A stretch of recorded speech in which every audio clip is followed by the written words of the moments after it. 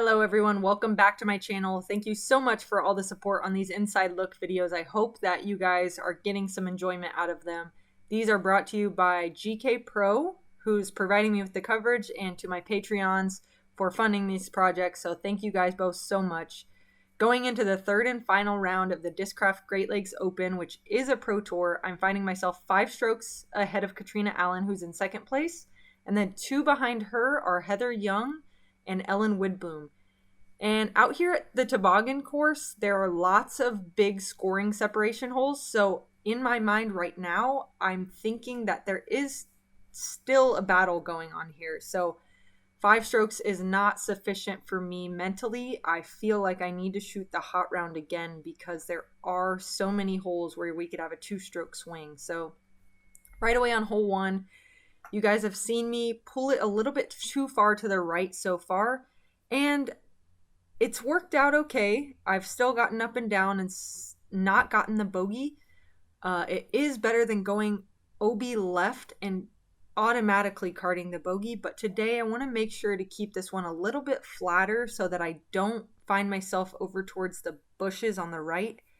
I'd rather have a pretty stress-free par, so my focus right now is a flatter release. And this one I felt looked much better than the other 2 days, but it actually had too much glide and just kept going forward. I've never been over here before. I had absolutely nothing and tried to throw a thumber through a very small gap, which already was impossible, but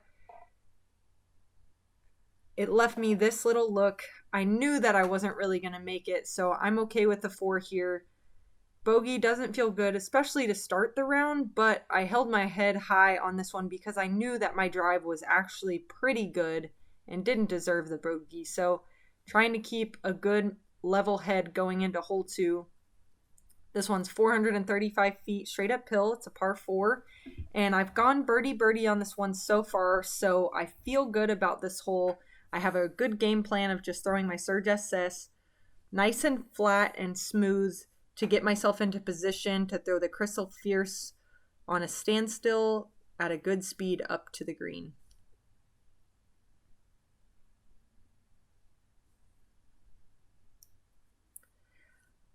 If you guys notice, I've been throwing a lot from the sides of these tees. The natural grass tee seems a little bit easier to manage my control on. The rubber tees tend to get a little bit slick, so I'm trying to step off to the side and give myself a little bit of confidence, a little bit more confidence in my run-up.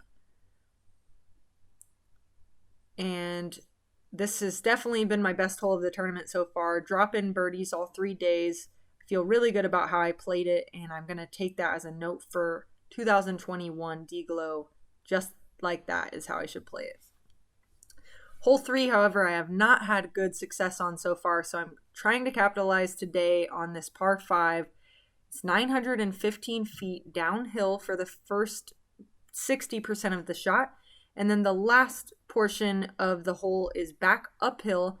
And actually, if you're too close to this upslope right here, you can't see the basket, so you kind of have to know how far it is towards that back OB wall. Today, I'm going with the Zeus. I was throwing the Undertaker, and I was being a little too touchy with it.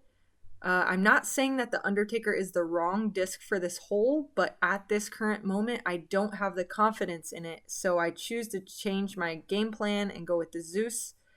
But this one has too much speed, and it's filtering out OB left. And this is actually why I wanted to throw the Undertaker, is because it wasn't going to filter OB left, but the lack of confidence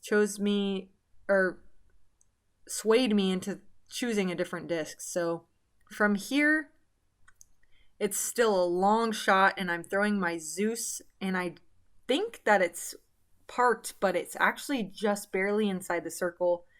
Actually had the benefit of Katrina Allen being right beside me, so she threw her second shot first, so I kind of got a good read off it. But still just not quite close enough to make that putt. I will card the par here though, and that is an improvement on my other 2 rounds. So leaderboard check-in, Hokum and Kona are both 2 under through 3. So they're making a little charge. I'm not currently looking at the scores yet. I'm not going to look at them until probably halfway through the round. So these are for your benefit.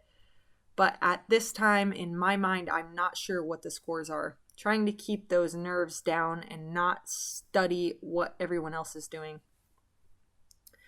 Hole 4, 508 feet. It's a par 4. This hole is definitely a roller for me. It makes these gaps right here quite a bit more feasible. If you're throwing an air shot, it's pretty likely you're going to hit one of those trees or throw it too high and hit the branches of those trees. The roller also finishes to the right, which is close to where this gap starts going uphill and to the right. The past 2 days, I've let the roller go a little too late, so looking to throw it left of those trees today, and it's standing up on a nice line. Needed to miss that tree, and I get the turn to the left, so this is going to be prime position. And now, hopefully, you guys can see why I chose the roller on this one. I know it didn't work out the first 2 days, but this is what I was doing in practice, and it made this hole so easy. So I'm glad to finally get up into position and have this tap in left for the birdie 3.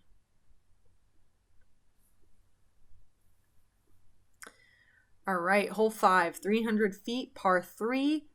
Uphill right away and then a dog leg to the right. You got to keep it low under these branches, but obviously high enough to get over this hill, and you got to make sure you have a good turn, because if you don't turn it enough and you clip one of these trees on the left, you are going to kick way down that hill and leave yourself scrambling.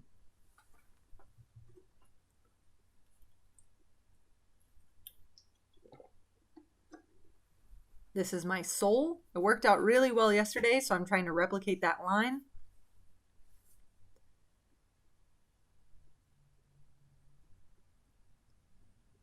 And just a tiny bit too outside. I didn't turn it quick enough, and I'm going to find that tree. I'm going to have to take my mark from just underneath it. And this is a raptor, trying to keep it low and hit that gap so I get the skip, but I just barely clip a tree, and I'm going to have to get up and down for par from there. But not before I got my favorite disc out of the trees. Couldn't leave that sole behind.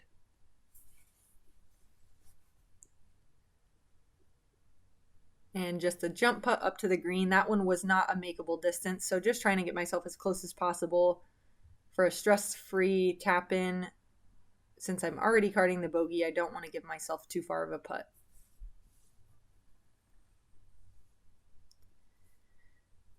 Hole 6, 540 feet. This one is a par 4 that I play conservative off the tee. I'm just trying to get to the top of the hill, right where the guy in the blue is walking now.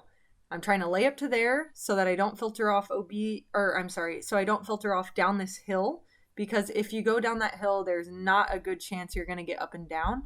So the second shot is where I'm finding my more aggressive shot. First, I'm going with the banger.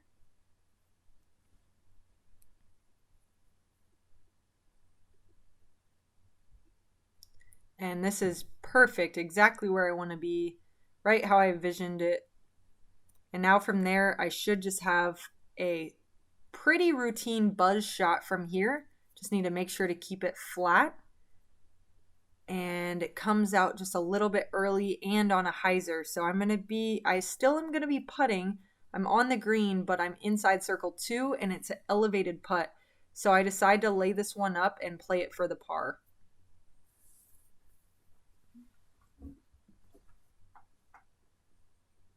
So I am playing with Ellen Widboom right now, who I know is shooting hot because she's had the box almost the whole round, but I don't realize how hot she's shooting. Shows us right here that she's 4 under, so she's actually up to 8 under par and only 3 shots behind me. So I am thinking, wow, Ellen's playing pretty good right now, but I haven't quite checked on how good she's doing yet. So hole 7, like I talked about, last year, I was filtering off OB left while just trying to play it safe and play for par. This year, they've made it into a par 4, so there is an eagle opportunity if I take this backdoor gap that I found during a practice round. I'm throwing a Zeus really wide and just making sure to focus on keeping it penetrating forward. I don't want this thing to be hyzering too much to the left because it will go into those trees. But if I get it flat enough, I will have an eagle look like I did yesterday. Today, just a tiny bit too much on the inside. So I don't have a putt, but it's a very simple pitch up to get the birdie 3.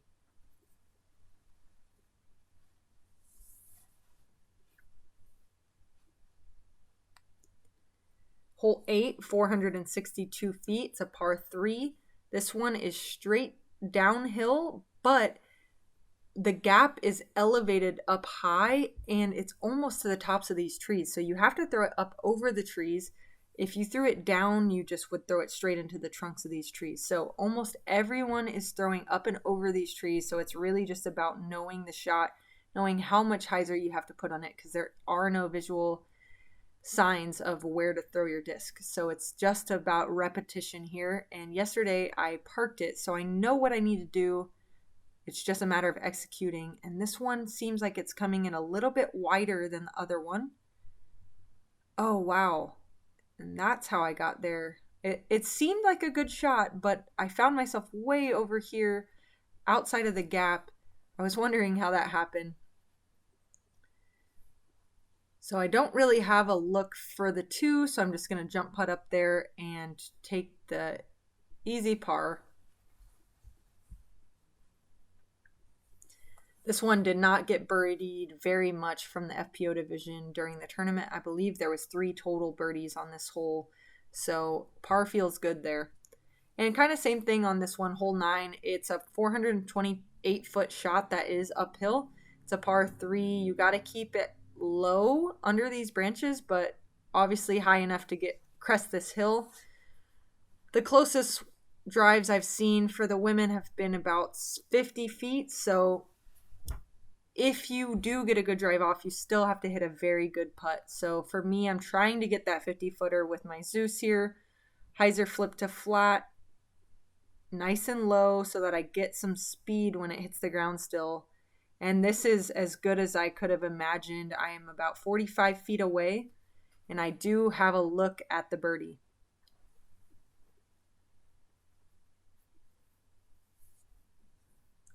And just not quite high enough. Good angle, good commitment, just not quite high enough.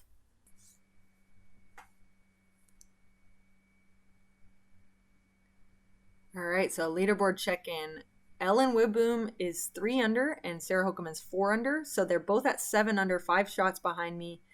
Around this time, I'm probably looking at scores, maybe not quite yet, but after the next few holes, I kind of know where the scores are at and what I need to do to finish out this tournament on the top.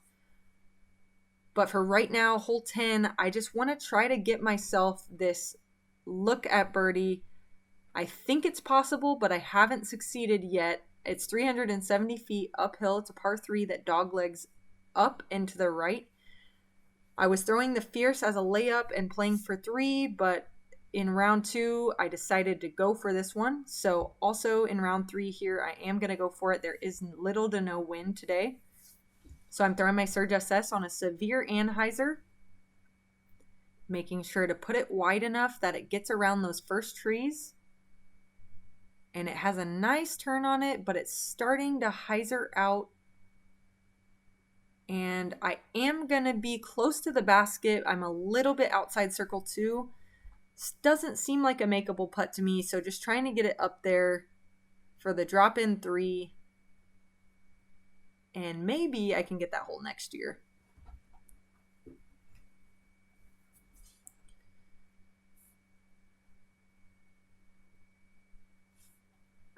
Hole 11, 318 feet, par 3, straight up the hill. Round 1, I left myself a little bit too tucked on the right. Round 2, I corrected and got it nice and flat. So hoping to do that same thing today. Thinking do not throw it right, just nice and smooth, just like round 2, right down the center of the gap. I don't need to put any hyzer on this one. And sometimes when you think about what you don't want to do, that's exactly what happens. And I threw it with a hyzer at the right side. And I'm going to be stopped short, about 55 feet short. So I just have to pitch up there and settle for the par.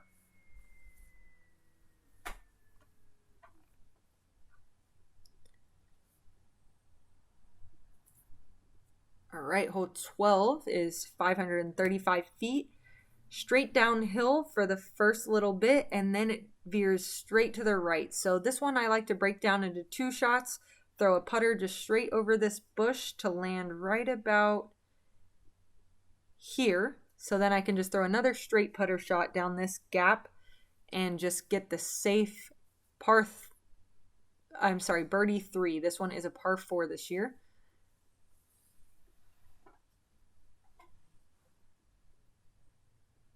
And today I'm choosing to throw my buzz on an anhyzer, trying to get into that gap since I messed up the layup yesterday. I told myself, well, might as well try to get the eagle if you're going to get the bogey anyway by trying to lay up. Went a little bit on the deep side. I'm going to be in these woods, but I do have a gap through backside with my zone. I leave myself about a 25-foot tester putt above the basket, so I drop down to my knee.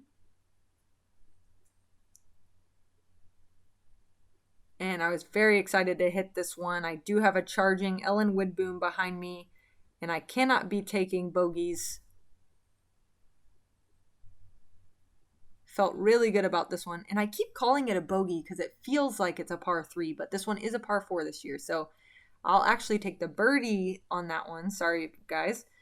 And move up to 13 under par. I know that Ellen Woodboom is right behind me, 4 shots back, and we do still have about maybe 3 to 4 different holes that could be a 2-stroke swing. So I'm not feeling comfortable by any means yet, especially with how hyped Ellen is. If you guys haven't seen the full round coverage, go check that out at GKPro's channel. They have all the women's shots, and it's really cool to see how hyped Ellen was during this tournament. Hole 13, 516 feet. It's a par 4 straight uphill. You want to get it as far as you can. Not really anything else but far on this hole. If you're left or right, doesn't really matter. It's such a wide fairway. Just throw it far. Try to get yourself up there to make the second shot easier. So I'm throwing my Zeus on this one because I really feel aggressive and I really want to rip on it. And I hyzer out just a little bit, so I'm going to be a little bit more left than I have been. So I'm going banger instead of Crystal Fierce here so that I can get that little bit more stable finish. And this is my best upshot yet on this hole from worst position. So it's funny how that happens sometimes. And I will card the birdie there. Hole 14, 375 feet straight downhill. I've talked about it before, but this one you really want to be wide coming into this green because the trees on the early side definitely block a birdie putt. So you have to come in on the back side of the screen if you want any chance at the 2 here. So I'm throwing my Raptor really wide and looking for that late swing into the green.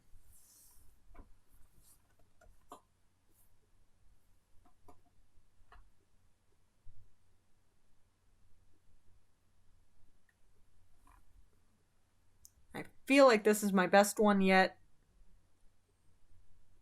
And I'm pleasantly surprised to get down there and see that I don't even have to putt. It's right underneath the basket and probably my best shot that I've thrown here at the Toboggan, hole 14.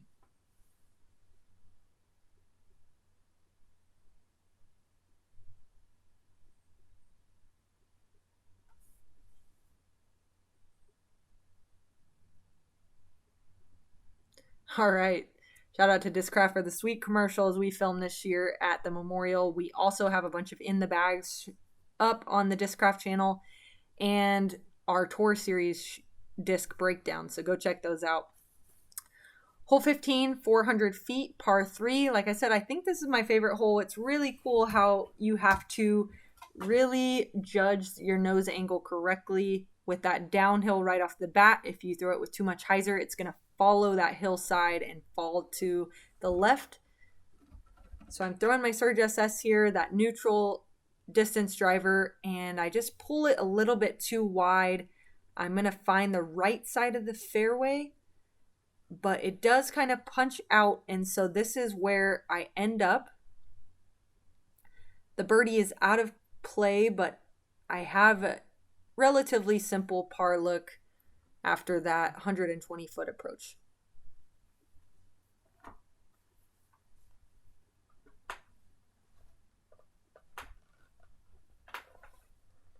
All right, score update. Ellen is 5 under, so is Haley King from the second card. So Haley King's making a move up for a podium spot, and this is awesome as it's a Discraft event. Haley King's a young up-and-comer, and she's got all the shots it takes, so it's really cool to see her jumping up there.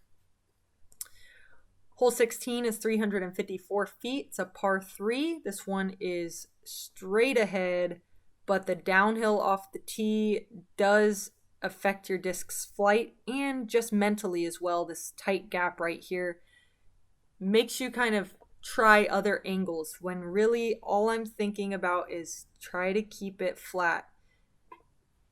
So this is my straightest buzz, and just a tiny bit too far to the right. I do punch through, but I'm still well outside the circle, probably looking at about a 45 to 48 foot putt.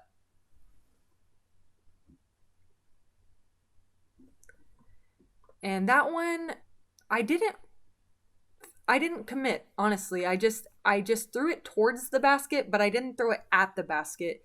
And I left myself a tester. I'm happy to hit that one, but that's just a lesson. If you're going to go for the putt, go for it. Don't give it a half run. Hole 17, 755 feet. It's a par 5. This one does have an eagle opportunity, but if you hyzer off towards where the guy in the baby blue shirt is, your OB, so your number one objective is to keep it flat or keep it right. Right is not ideal, but there is a backdoor option, so we'll check that out if it comes into play. Today there is some wind. You can see the flags behind me, so I'm grabbing my more overstable Zeus, but I know that means I have to aim it wider because I do not want to bring that OB into play. So I do throw it to the right, but as you can see, this one's hyzering nicely for me right into the center of the fairway, and I'm not even in the tall grass today. So this is my best positioning off the tee so far. I can actually throw the straight gap right at it. This is my Undertaker. But as you can see, it came out of my hand turned over. That was supposed to be straight and flat, but it came out turned over. But over towards those Discraft flags is the backdoor route, so I do still have an open look at it. I actually do have an eagle putt, but this is from about 45 feet uphill and can't quite connect. But I will have this left for the birdie 4. And a pretty good record on that hole this weekend. I went eagle, birdie, birdie. So I feel good about hole 17 here at Toboggan. And I have one more hole before I can become the champion of the Discraft Great Lakes Open. I need to keep this one in bounds. Where these people are standing, this wire is out of bounds. And this is a very difficult shot. I've seen some very high numbers on this hole. So I'm focusing on keeping my Avenger SS on a hyzer flip at the OB line, trusting that it will get that late glide over to the right. You do not want to be too tight, otherwise you're in the woods and have no look at the basket. So very similar position all 3 rounds for me. I'm going to be about 60 feet away under some low-hanging branches. And can't connect on that, but I should have an easy par to finish out this tournament with 3 solid rounds. Shot a 5 under first round, 6 under second round, and 5 under third round to crown the champion of my 4th Pro Tour of the year. And this one is in Discraft territory, so it feels good to capitalize on a big win on Discraft's home turf. Thank you guys so much for watching. I hope this coverage has been enjoyable for you guys. Congrats again to Ellen on her record performance, best performance of her career thus far, shooting second place. Thank you guys again so much. Make sure you subscribe. And while you're on my YouTube, maybe check out some vlogs or some of my other series called Nice Line, where I interview fellow FPO competitors about awesome lines that I've seen them throw. So thank you guys so much, and we'll see you at the next tournament.